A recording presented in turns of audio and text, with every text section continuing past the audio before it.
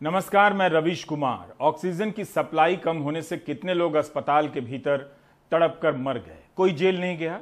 दिल्ली के भी 2 अस्पतालों में 37 लोग मर गए। टाइम्स ऑफ इंडिया की रिपोर्ट के अनुसार गोवा के गोवा मेडिकल कॉलेज में ऑक्सीजन की आपूर्ति में बाधा से 80 से अधिक लोग मर गए, कोई जेल नहीं गया। दिल्ली में पोस्टर लगाने के जुर्म में 25 लोग जेल चले गए। दिल्ली पुलिस ने 25 FIR कर दी है। उन लोगों को गिरफ्तार कर लिया है जिनकी 1 साल के दौरान कमाई कम हो गई, दिहाड़ी बंद हो गई थी, जिन्हें लगा कि पोस्टर लगाने से कुछ पैसे मिल जाएंगे। इंडियन एक्सप्रेस में गिरफ्तार हुए लोगों का ब्यौरा भी छपा है। मोदी जी हमारे बच्चों की वैक्सीन विदेश क्यों भेज दिया, इतना ही लिखा है इस पोस्टर में। लेकिन सार्वजनिक संपत्ति को विकृत करने के आरोप में मामला दर्ज हो गया और गिरफ्तारियां हो गई। ऐसी खबरों को देखकर आप थोड़ा और डरे होंगे कि लोग भले तड़प कर मर जाएं, बोलना नहीं है, चुप रहना है। आप डरते आ रहे थे और आप डरते भी रहेंगे। आपके डरने से एक फायदा होगा, जेलें नहीं भरेंगी। इतने लोगों को जेल में भरना आसान भी नहीं, तो आप घर में डर से दुबक कर सरकार की मदद कर रहे हैं। अपने घर को ही जेल समझ लीजिए। Do you get my point? राजनीतिक दलों में आम आदमी पार्टी ने सबसे पहले विदेशों में टीका भेजने को लेकर सवाल उठाया और प्रधानमंत्री को पत्र तक लिखा। दूसरे दल भी उठाने लगे, लेकिन गिरफ्तारी का विरोध करने में कांग्रेस आगे निकल गई। पोस्टर मामले में गिरफ्तारी के बाद रविवार को राहुल गांधी, प्रियंका गांधी, कांग्रेस प्रवक्ता पवन खेड़ा, कांग्रेस नेता जयराम रमेश ने इस पोस्टर को ट्वीट किया और कहा कि हमें भी गिरफ्तार करो। कई नेताओं ने तो इस पोस्टर को अपने प्रोफाइल पिक्चर में ही लगा लिया है। साथ ही कई आम लोगों ने भी ट्वीट किया कि हमें गिरफ्तार करो। अभी तक इनमें से किसी की गिरफ्तारी नहीं हुई है। रविवार शाम को आम आदमी पार्टी ने एक बयान जारी कर कहा कि ऐसे पोस्टर और छपवाएंगे। क्या वाकई में कांग्रेस और आम आदमी पार्टी दिल्ली में ऐसे पोस्टर छापकर लगाने का अब साहस करेगी? हमारी वैक्सीन विदेशों में क्यों बेच दी? ऑक्सीजन क्यों नहीं है इस देश में? दवाइयां क्यों नहीं मिल रही इस देश में? क्यों लाशों को छिपाया जा रहा है? क्यों मीडिया को धमकाया जा रहा है जो लाशें दिखा रहा है? सब अपना काम कर रहे हैं। अगर कोई काम नहीं कर रहा था अपना, जो पकड़ा गया काम नहीं करते हुए, वो आप हैं। इससे सवाल आपसे पूछे जाए। ये पोस्टर मैं भी लेकर बैठा हुआ हूं, आपको कोई जांच करने की जरूरत नहीं है। और मैं भी यही कह रहा हूं कि मोदी जी हमारे बच्चों की वैक्सीन विदेश क्यों भेज दी। अब अगर ये कहना और ये लिखना गुनाह है तो आप तत्काल हम लोगों को गिरफ्तार करके जेल में डाल दीजिए। जितनी संगीन धाराओं में FIR लिख सकते हैं FIR लिख दीजिए, मुकदमा दर्ज कर दीजिए। मोदी जी हमारे बच्चों की वैक्सीन विदेश क्यों भेज दिया, इतनी सी बात पर पोस्टर लिख देने से जेल हो गई। 27 मार्च को संयुक्त राष्ट्र की आम सभा में भारत के प्रतिनिधि ही कह रहे हैं, जितना देश के लोगों को टीका नहीं दिया उससे ज्यादा विदेश के लोगों को दे दिया। यही सवाल तो पोस्टर वाले ने पूछा है कि क्यों दिया। 14 मई के प्राइम टाइम में हमने इसके बारे में विस्तार से बताया है, YouTube पर आप देख सकते हैं। India will not only be vaccinating 300 million of its own frontline workers over the next 6 months, but in the process has also supplied vaccines to over 70 nations. In fact, as of today, we have supplied more vaccines globally than have vaccinated our own people. वैसे इसमें वाहवाही लूटने वाली कोई बात नहीं थी कि हमने अपने लोगों के लिए कम, दूसरों के लिए ज्यादा टीके भेजे। 23 मार्च को राज्यसभा सांसद संभाजी छत्रपति के सवालों के जवाब में स्वास्थ्य राज्य मंत्री राज्यसभा में लिखित जवाब देते हैं और सरकार की नीति बताते हैं। आप भी गौर से सुनिए, इससे पता चलेगा कि सरकार क्यों विदेशों को निर्यात कर रही थी या मदद कर रही थी। मंत्री जी कहते हैं, किसी भी स्थानीय बीमारी के महामारी का रूप लेने पर संपूर्ण विश्व को एक इकाई के तौर पर मानते हुए इसका प्रबंधन करना होता है और अधिकांश परिस्थितियों में किसी राज्य विशिष्ट अथवा देश विशिष्ट दृष्टिकोण के साथ कार्य करना संभव नहीं होता है। अतः कोविड-19 वैक्सीन का निर्यात, जिससे टीकाकरण में विश्व स्तर पर सुविधा प्रदान होगी और इसके साथ साथ विश्व के सभी देशों में अत्यधिक जोखिम वाली आबादी को एक साथ सुरक्षित करने के लिए भी महत्वपूर्ण है, जिससे कोविड-19 के संक्रमण की श्रृंखला को तोड़ा जा सके और कोविड-19 के मामलों को दूसरे देशों के साथ साथ भारत के पड़ोसी देशों से आने के अवसरों को न्यूनतम किया जा सके। स्वास्थ्य राज्य मंत्री अश्विनी चौबे टीके को लेकर किए गए सवाल के लिखित जवाब में कह रहे हैं कि किसी देश या राज्य के नजरिए से प्रबंध नहीं किया जा सकता है। दुनिया की आबादी 7 अरब है। मोदी सरकार 1 करोड़ टीका लेकर कोरोना का ग्लोबल चेन तोड़ने निकली है। यह पता ही नहीं था। यह तो वैसे ही हुआ कि कोई समंदर में कील ठोकने निकला हो। दुनिया के बड़े देश अपनी आबादी से अधिक टीका खरीद रहे हैं। भारत की सरकार 30 करोड़ टीके का भी इंतजाम नहीं कर सकी है और 1 करोड़ टीका लेकर ग्लोबल चेन ब्रेक करने के नजरिए से काम कर रही थी। यही नहीं, मंत्री जी अपने इसी जवाब में कहते हैं, और फिर से दोहरा रहा हूं, कोविड-19 के मामलों को दूसरे देशों के साथ साथ भारत के पड़ोसी देशों से आने के अवसरों को न्यूनतम किया जा सके, यानी दूसरे देशों से संक्रमण भारत ना आए, इसलिए दूसरे देशों को टीका दिया जा रहा था। इस हिसाब से अश्विनी चौबे को सारा टीका लाद कर लंदन चले जाना चाहिए था ताकि लंदन से कोविड का कोई वायरस भारत ना आ सके। आप सीरियस है ना? Never joke and laugh while watching prime time. यह होती है नीति। इंडिया में कोरोना के चेन को तोड़ने की जगह दूसरे देशों के चेन को तोड़ रहे थे। मई महीने में सीरम इंस्टीट्यूट के ऑर्डर पूनावाला फाइनेंशियल टाइम्स से कहते हैं कि उन्हें कोई ऑर्डर ही नहीं मिला। हमने सोचा ही नहीं कि 1 साल में 1 अरब से ज्यादा डोज बनाने होंगे। सबको लगा कि भारत ने कोविड को हरा दिया है। क्या पूनावाला सही कह रहे हैं कि कोई ऑर्डर नहीं था? अच्छी बात है कि इस सच को सामने लाने के आरोप में पुलिस ने पूनावाला को गिरफ्तार नहीं किया है, लेकिन दिल्ली में पोस्टर वाला जेल चला गया है। तो हम ग्लोबल चेन तोड़ने के लिए टीका बाहर भेज रहे थे। क्या शानदार आइडिया है।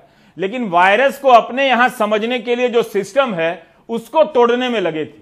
शाहिद जमील 15 मई तक Indian SARS-CoV-2 genomics consortia INSACOG के प्रमुख थे। अपने पद से इस्तीफा दे दिया। यह कमेटी दिसंबर में बनी थी। रॉयटर्स में 3 मई को छपी खबर के अनुसार इस कमेटी ने भारत में फैले वायरस के बारे में चेतावनी मार्च के पहले हफ्ते में ही सरकार के चोटी के अधिकारियों को दे दी थी। जरूर चेतावनी की लिखित कॉपी होगी, लेकिन भारत की जनता को कैसे मिलेगी?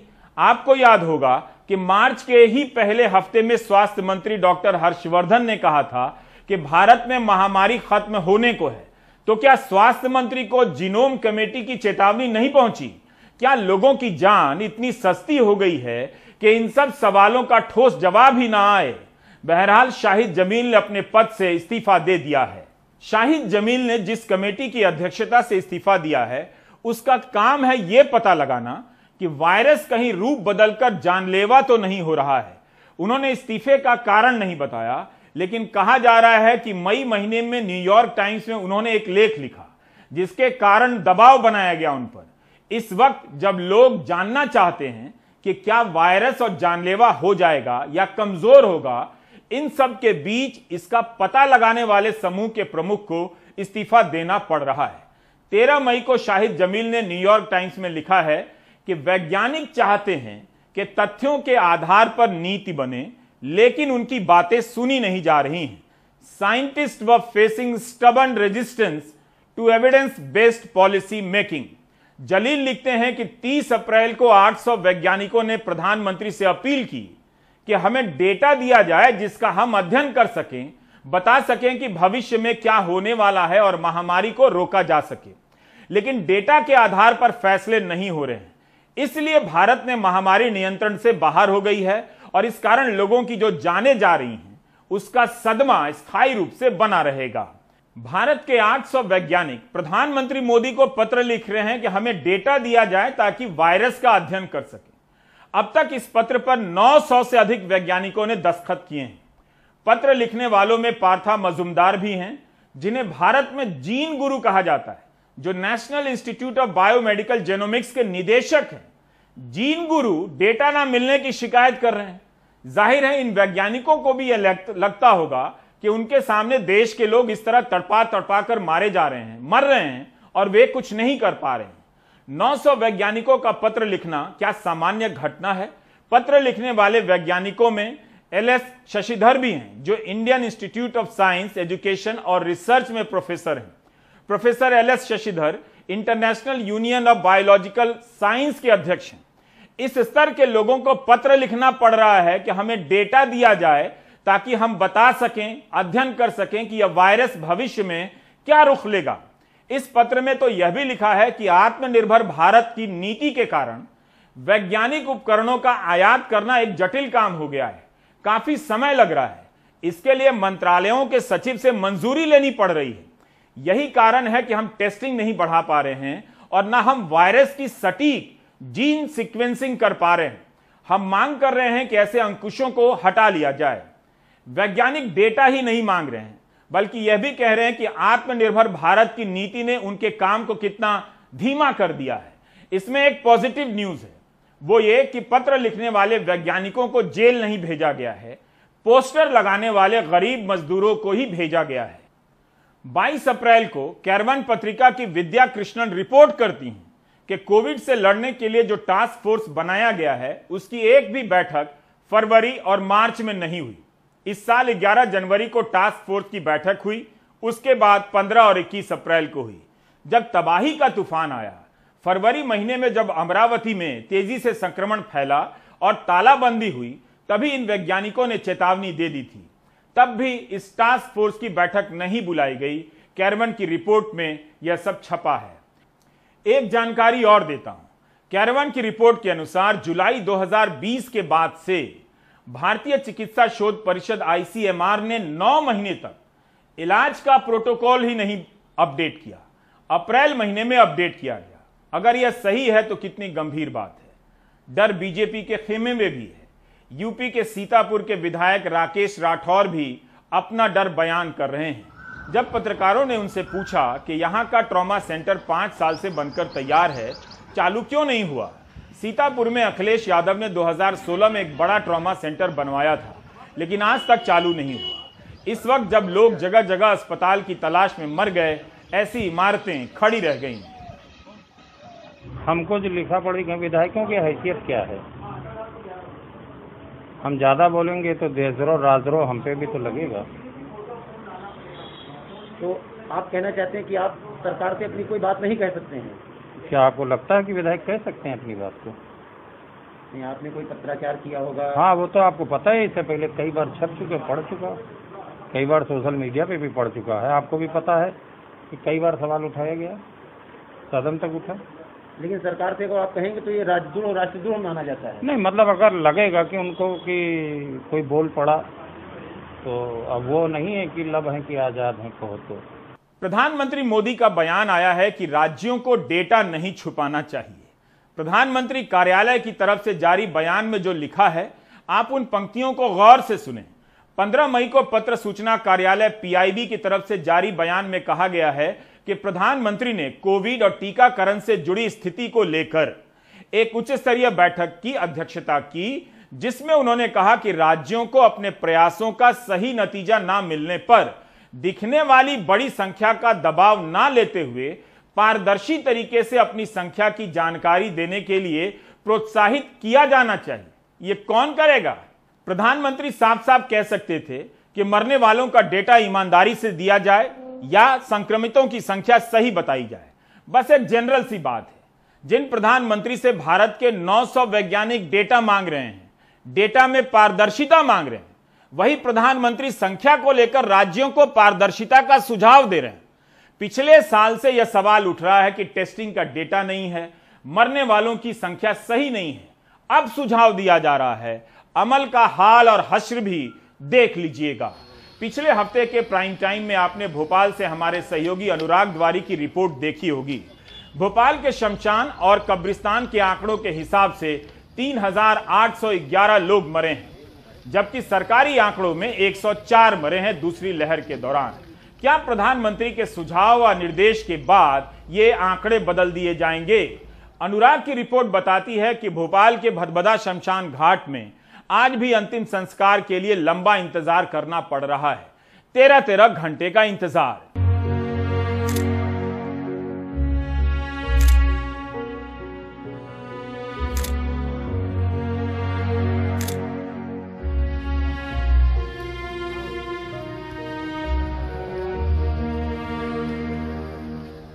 भोपाल के सबसे बड़े शमशान में कोरोना के शवों के आंकड़ों का अंतिम संस्कार होता रहा। शहर के अस्पतालों में महामारी से बड़ी संख्या में लोगों की मौत होती रही। विश्राम घाट में शवों का अंतिम संस्कार करने के लिए लंबी लंबी कतारें लगती रहीं। ऐसे में भदभदा विश्राम घाट प्रबंधन समिति आगे आया, इन परेशान परिजनों के लिए खाने पीने रहने के इंतजाम किए। पहले अस्पताल की फॉर्मेलिटी करते हैं, उसमें 7-8 घंटे, फिर यहाँ आते हैं, यहाँ पे भी लाइन लगी हुई, 100 गाड़ी रोज आ रही है। गिरी हाल में 3-4 घंटे यहाँ लग जाते हैं। 13 घंटे कोई भी आदमी, कोई बीपी का पेशेंट है, कोई शुगर का पेशेंट है, या वैसे भी इतनी धूप में आदमी परेशान हो जाता है। तो अगर उसको सुविधा नहीं मिलेगी तो जो जाने वाला वो तो चले गया, जो उसके परिजन हैं उनकी भी हालत बिगड़ रही है। यहाँ कईयों को हमने चक्कर खाते गिरते हुए देखा है। तो इसी इन सब चीज़ों को देख के हमने ये प्रयास किया और ये सार्थक प्रयास चल रहा है। सब लोगों की मदद मिल रही है, इसमें हमारे दानदाताओं की मदद मिल रही है। पहले बाहर जाना पड़ता था पब्लिक को, अब यहीं सब सुविधा मिल रही है। नाश्ता पानी, चाय वगैरह, पानी, सब कुछ यहीं मिल रहा है।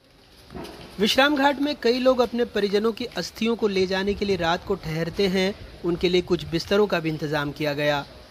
यहाँ चाय भी उपलब्ध है और लोगों को परेशान नहीं होना पड़ रहा है। पानी पीने को मिल रहा है, बोतलें मिल रही हैं, नाश्ते की व्यवस्था है। हमने आपको बताया था कि कैसे अकेले अप्रैल में भोपाल में कब्रिस्तान और शमशान के आंकड़े जोड़ें तो कोरोना के 3,811 शवों का अंतिम संस्कार हुआ, जिसमें भोपाल जिले से 2,557 शव थे। लेकिन सरकारी आंकड़ों के मुताबिक पूरे अप्रैल में कोरोना से भोपाल में सिर्फ 104 मौत हुई। शासन प्रशासन की नज़रों में ऐसे विश्राम घाटों में जिन लोगों की मौत हुई वो कोरोना का आंकड़ा तक नहीं, लेकिन कुछ इंसान थे जिन्होंने इन मृतकों को इंसान समझा और इनके साथ आए परिजनों के साथ इंसानियत का रिश्ता निभाया। भोपाल से कैमरा पर्सन रिजवान खान के साथ अनुराग द्वारी, एनडीटीवी इंडिया। कई जगहों पर शमशान में अंतिम संस्कार से पहले आधार कार्ड की कॉपी मांगी जाती है। यह एक अलग टॉर्चर है कि आप फोटो कॉपी लेकर शमशान जा रहे हैं। खैर, कोर्ट चाहे तो स्वतंत्र जांच बिठाकर इन तमाम आधार कार्ड की फोटो कॉपी कब्रिस्तान और शमशान से जब्त कर सकती है। कोविड के मरीजों की गिनती कोविड में ना हो, इसके लिए भी तरह तरह के नियम बनाए गए हैं ताकि संख्या कम लगे। उसके बाद भी संख्या में इतना अंतर है कि छिपाए नहीं छिप रही है। गांवों की संख्या का तो किसी को पता नहीं, अंदाजा भी नहीं। गुजरात में दिव्य भास्कर ने एक रिपोर्ट छापी है कि गुजरात में मार्च से लेकर 1 मई तक 4,218 लोग कोविड से मरे हैं। यह सरकारी आंकड़ा है, लेकिन इन 71 दिनों में 1,23,871 मृत्यु प्रमाण पत्र जारी किए गए। पिछले साल इसी समय जारी किए गए मृत्यु प्रमाण पत्र से 65,781 अधिक मृत्यु प्रमाण पत्र जारी हुए हैं। इनमें से ज्यादातर की मृत्यु कोविड से हुई है। इस खबर के बाद गुजरात के गृह राज्य मंत्री ने कहा कि यह निराधार है। मृत्यु की संख्या और मृत्यु प्रमाण पत्र की संख्या में अंतर हो सकता है, क्योंकि लोग मृत्यु के समय पर प्रमाण पत्र के लिए पंजीकरण नहीं कराते हैं। क्या ऐसा होता होगा? हम इससे भी इनकार नहीं कर सकते। गृह मंत्री कह रहे हैं कि कभी कभी लोग एक से अधिक जगह पर रजिस्ट्रेशन करा लेते हैं। क्या इससे संख्या 1,21,000 हो जाएगी? गृह मंत्री के अनुसार लोग 2 शमशान में पंजीकरण करा रहे हैं, लेकिन कोई 2-2 मृत्यु प्रमाण पत्र लेकर क्या करेगा? क्या गृह मंत्री की सफाई कबूल है? तो फिर प्रधानमंत्री की डेटा में पारदर्शिता की बात कैसे लागू होगी? दिव्य भास्कर के संपादक देवेंद्र भटनागर ने अपनी खबर को लेकर ट्वीट किया है कि सारे मृत्यु प्रमाण पत्र मार्च से लेकर मई के बीच हुई मौतों के ही हैं और उनकी खबर सही है।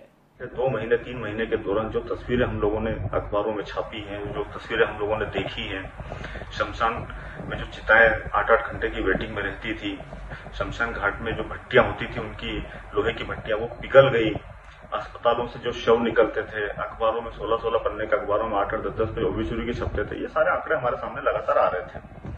बट इन आंकड़ों के साथ साथ सरकार जो आंकड़े रिलीज करती थी वो डेटा भी हमारे सामने आ रहा था। सरकार के डेटा में और जो ग्राउंड से हमारे पास जो डेटा आ रहा था उसमें जमीन आसमान का अंतर आ रहा था। तब हमारे दिमाग में चीजें आई थी कि अब हमको वस्तुस्थिति सामने लाना चाहिए। सरकार की तरफ से उम्मीद नहीं थी कि वो सीरियल डेटा हमको जारी करेगी, क्योंकि उनके पास एक बड़ा मैजिकल वर्ड है मोरबिड और कोमोरबिड वाला। तब हमने ये प्लान किया, हमने सारी जिले की पालिकाओं से हमने डेटा निकलवाया कि इस अवधि के दौरान कितने मृत्यु सर्टिफिकेट जारी हुए। जो डेटा हमारे पास निकल के आया वो बहुत शॉकिंग था। लगभग 1.25 लाख के आसपास का डेटा निकल के आया। हमारे दिमाग में ये पिक्चर भी बहुत क्लियर थी कि हो सकता है कुछ लोगों ने दोबारा अप्लाई किया हो डेथ सर्टिफिकेट के लिए, हो सकता है किसी की मौत 2-3 साल पहले हुई और वो डेथ सर्टिफिकेट अभी निकलवा रहा हो, पॉसिबिलिटी है। इसलिए हमने इसको फिर क्रॉस चेक करवाया इन आंकड़ों को। इन क्रॉस चेक को हमने 3 तरीके से किया। नंबर 1, हमने वही शमशान घाट के आंकड़े सारे कलेक्ट किए कि स्टेट में जितने भी शमशान घाट है वहां से हमने हमारी टीम के जरिए आंकड़े निकलवाए कि इस दौरान कितनी डेथ वहां पर हुई, कितने अंतिम संस्कार हुए, कब्रिस्तानों में कितने शव दफनाए गए। नंबर 1। दूसरा, हमने अस्पतालों में एम्बुलेंस के जरिए जो शव निकलते थे वो डेटा हमने निकलवाया। तीसरा, अखबारों में जो ओबिचुरी छपी वो डेटा हमने देखा। इन तीनों का हमने मिलान किया तो हमारे जो डेथ सर्टिफिकेट के नंबर थे और जो 3 सोर्सेज के नंबर थे ये लगभग सेम थे। तब जाके हमने इस स्टोरी को पब्लिश किया। ये इसका बेस था। इस स्टोरी का उद्देश्य हमारा बहुत स्पष्ट था। हम कोई भय फैलाना नहीं चाहते थे, हम रीडर में कोई पैनिक क्रिएट करना नहीं चाहते थे। इस स्टोरी के जरिए हमारा मोटिव जो था वो बहुत क्लियर था कि हमको सच सामने लाना चाहिए। गुजरात के अखबारों ने कोविड से हुई मौत और इलाज में हो रही लापरवाही को लेकर शानदार रिपोर्टिंग की है। दिव्य भास्कर हो, गुजरात समाचार हो, सौराष्ट्र समाचार हो या संदेश हो, इंडियन एक्सप्रेस और बिजनेस स्टैंडर्ड में काम कर चुके पत्रकार दीपक पटेल हर दिन गुजरात को लेकर ट्वीट करते हैं। संदेश अखबार ने गांधीनगर के 40 गांवों का सर्वे कराया तो पाया कि 2460 लोग मरे हैं 40 गांवों में केवल। सरपंच और गांव के प्रभावशाली लोगों का कहना है कि ज्यादातर लोग कोविड से मरे हैं, जबकि सरकारी आंकड़ों के हिसाब से पूरे गांधीनगर में महामारी शुरू होने से अब तक 185 लोग ही मरे हैं।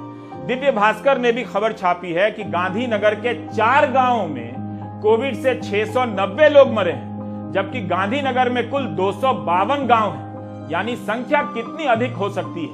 14 मई को सौराष्ट्र समाचार के भावनगर संस्करण के 20 पन्नों में से 6 पन्नों में 146 लोगों की श्रद्धांजलि छपी है, जबकि सरकारी आंकड़ों के अनुसार पूरे सौराष्ट्र में 39 लोग मरे। मरने वालों की संख्या क्यों छिपाई जा रही है जबकि वो सामने दिख रही है? प्रधानमंत्री के इस बयान का क्या मतलब रह जाता है, और गरिमा भी, कि अगर संख्या ज्यादा है तो राज्य ज्यादा बताएं? क्या सिर्फ दिखाने के लिए यह बयान दिया गया है कि राज्यों से कहा गया था समय पर? यह सवाल तो पिछले साल भी उठे थे। क्या हुआ? क्या प्रधानमंत्री गुजरात सरकार से कह सकते हैं कि मरने वालों का आंकड़ा सही कीजिए, और गुजरात सरकार कर भी देगी? क्या सरकार घर घर सर्वे कराने जा रही है जिनकी मौत कोविड से हुई है? यूपी से आपने ऐसी कितनी ही रिपोर्ट देख ली। कमाल खान की रिपोर्ट है कि गंगा के किनारे बसे दूसरे शहरों की तरफ प्रयागराज में भी गंगा किनारे श्रृंगवेरपुर, झूंसी, फाफामऊ 3 अलग अलग जगहों में बड़े पैमाने पर कब्रें नजर आने लगी हैं। यहां इतने ज्यादा शव हो गए हैं कि कई लोग यहां शव दफनाकर उसके चारों तरफ बांस गाड़कर घेरा बना दे रहे हैं ताकि कोई खाली जगह समझकर उसे दूसरा शव दफनाने के लिए खोद न दे। इन घाटों पर रहने वाले पंडे कहते हैं कि पहले भी कुछ लोग शवों को दफनाते रहे हैं, लेकिन महामारी के बीच इनकी तादाद बहुत ज्यादा बढ़ गई है। कोरोना से डर भी है और गरीबी भी कारण है। ऐसे में वे शवों को चुपचाप बालू में गाड़कर चले जाते हैं, नदी में डाल देते हैं। अब सरकार ने इन जगहों पर जल पुलिस और एसडीआरएफ की पेट्रोलिंग शुरू की है। सरकार लोगों को पारंपरिक तरीके से अंतिम संस्कार के लिए प्रेरित कर रही है और पैसे और लकड़ी भी दे रही है। उन्नाव और कन्नौज से भी इसी तरह की खबरें आ रही हैं। शमशान घाट में काम करने वाले लोग बता रहे हैं कि सरकार से ज्यादा मरने वालों की संख्या उनके यहां है। दैनिक भास्कर ने खबर छापी है कि गंगा के किनारे के 27 जिलों में 2000 शव बहते हुए या नदी के किनारे दफन पाए गए हैं। यह सिर्फ एक नदी की बात हो रही है, और भी कई नदियां हैं। सरकारी आंकड़ों में मरने वालों की संख्या पर सवाल उठते रहेंगे। फर्क किसे पड़ रहा है? दुनिया भर की सरकारें ये घपला कर रही हैं, इसलिए अलग अलग अर्थशास्त्री अपने मॉडल से दुनिया भर के देशों में मरने वालों की संख्या का अनुमान लगा रहे हैं। यूनिवर्सिटी ऑफ वॉशिंगटन की एक संस्था है, institute for health matrix and evaluation. इसने यह बोला है कि पिछले साल कोरोना शुरू होने से लेकर इस साल के 13 मई तक भारत में मरने वालों का आधिकारिक आंकड़ा 2,48,016 है, जबकि उनके मॉडल के हिसाब से अब तक 7,36,811 लोगों की मौतें हुई हैं। 9 मई को ब्राउन यूनिवर्सिटी के डॉक्टर आशीष झा के हिसाब से भारत में हर दिन 25,000 के आसपास लोग मर रहे हैं। सोचिए, दिखाया जा रहा है 4,000। इकोनॉमिस्ट पत्रिका के हिसाब से भारत में इस साल 10 लाख लोग मरे हैं। सरकारी आंकड़ों से 270% अधिक मौतें हुई हैं। तो इतनी तबाही के बाद आप कहां हैं? झूठ के समंदर में, जहां सच का ऑक्सीजन नहीं है। ब्रेक ले लेते हैं।